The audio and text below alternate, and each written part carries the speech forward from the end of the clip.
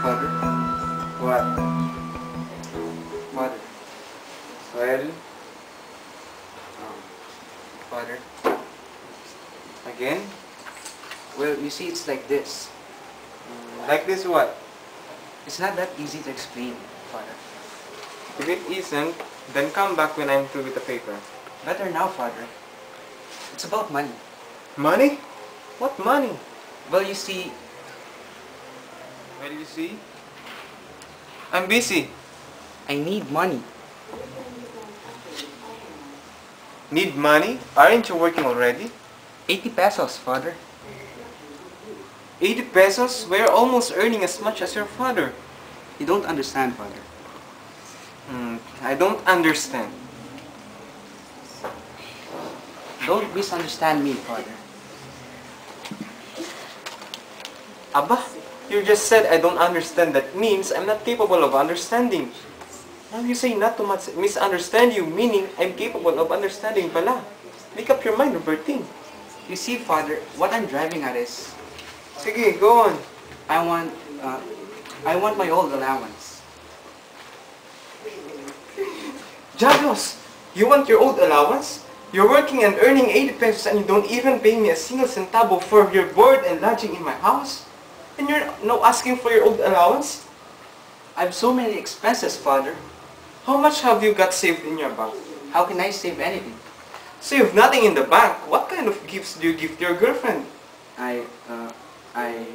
Flowers? 6 or 7 peso flowers? Okay, hombre este. When I was making love to your mother, I used to give her only money or balut.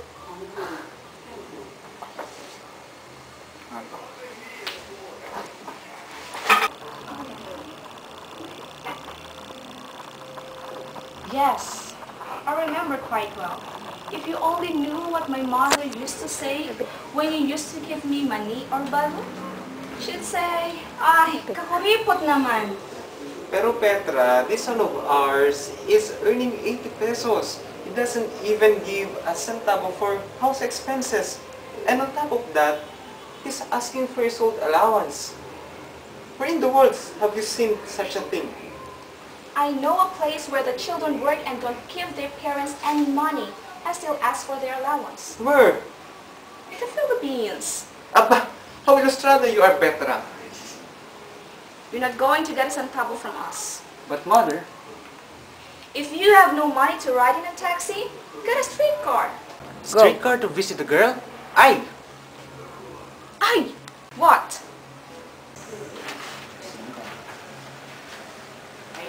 Francisco! Ha? I'm calling the servant. Demontras with that servant having the same name as the owner of the house. I'm going to kick him out soon. He broke your plate again. Again? I don't know why he always breaks my plates. He never breaks your plate or Robertine's or Nena. No, he breaks only my plate. Opo, Senyora. Did you make the sign I told you? The one you told me to make? Of course! The one you told me to write on? Wanted a muchacho? Yes! Don Francisco. Ha? I'm talking to the servant. Well, did you do it? No, Senyora. No, what? I didn't make it yet. And why not? I forgot how she did rewarded. But suddenly, I remember now. Que stupido! Go out and make it immediately! Where's Nena? Asleep in her room. At this time, it's 11 o'clock. Anyway, it's Sunday. Has she heard Mass? I suppose she did it at 4. And so Nena went to the party last night without a chaperon? It was her first time. I hope nothing happened. What could have happened? We discussed this early yesterday. Yes, I know, but I imagine a Filipina girl going to a party without a chaperone?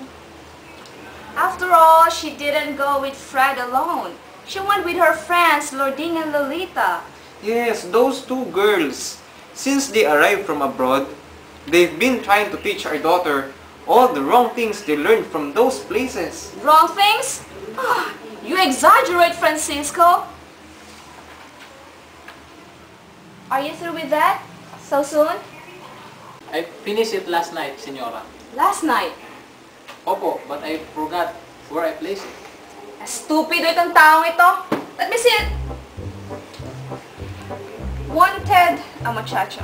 Okay, hang it there at the window. Inside. I said outside, not inside.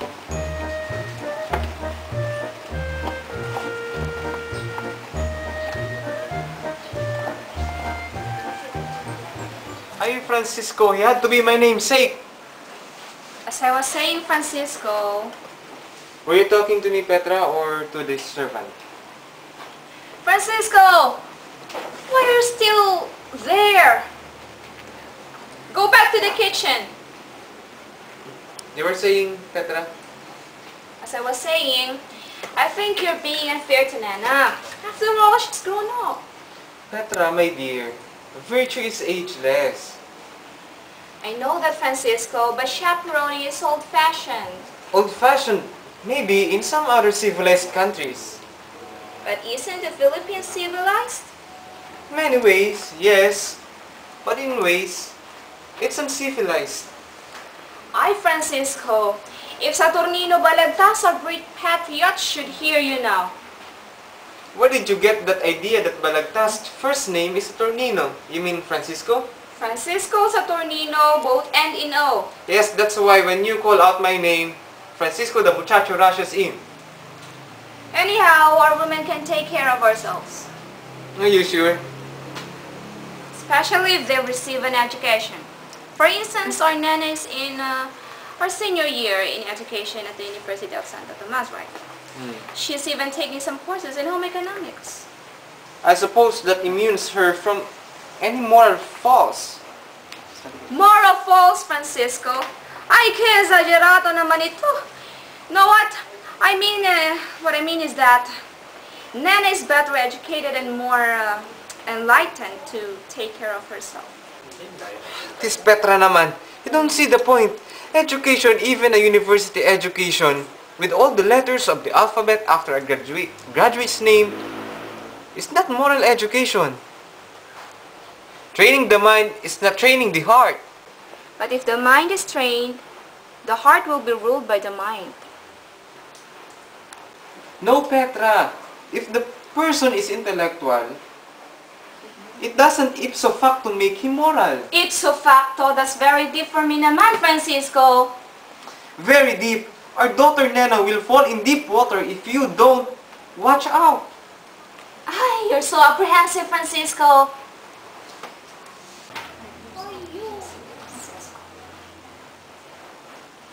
Did you call me Senora? Hoy, hoy.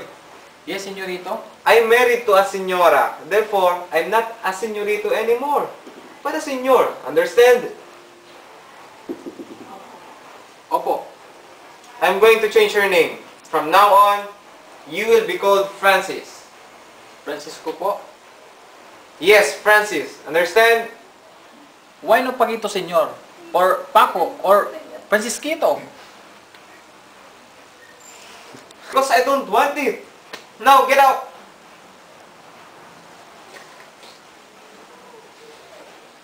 Will I have to call him Francisco too?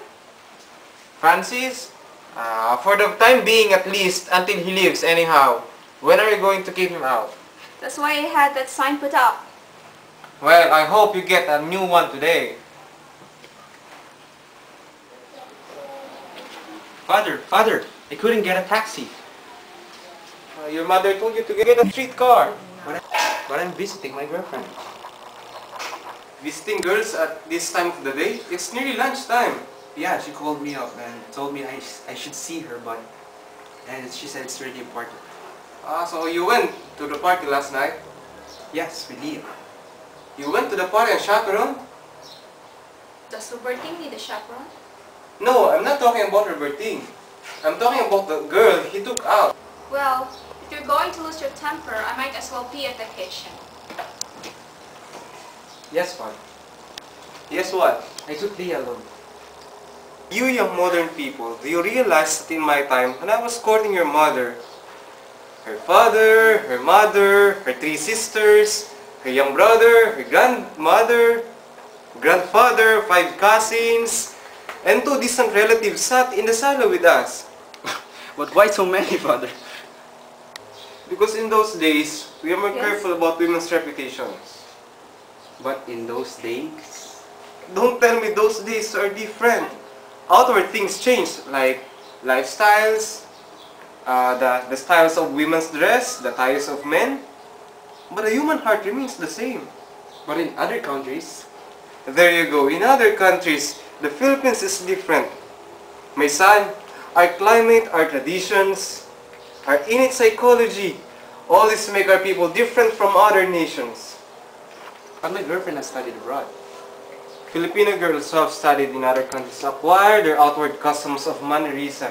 And mannerism, I should say, of people with traditions and temperament, different from ours.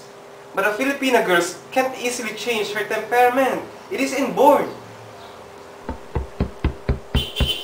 Somebody's knocking at the door. Francisco! Francis! Francis! Who's Francis? The servant, I gave him new name. Paquito! Francisquito! Yes, señorito. No. My son Roberting, he is the señorito. But I'm the señor. See who is knocking at the door. Tell him to sit down. Opo.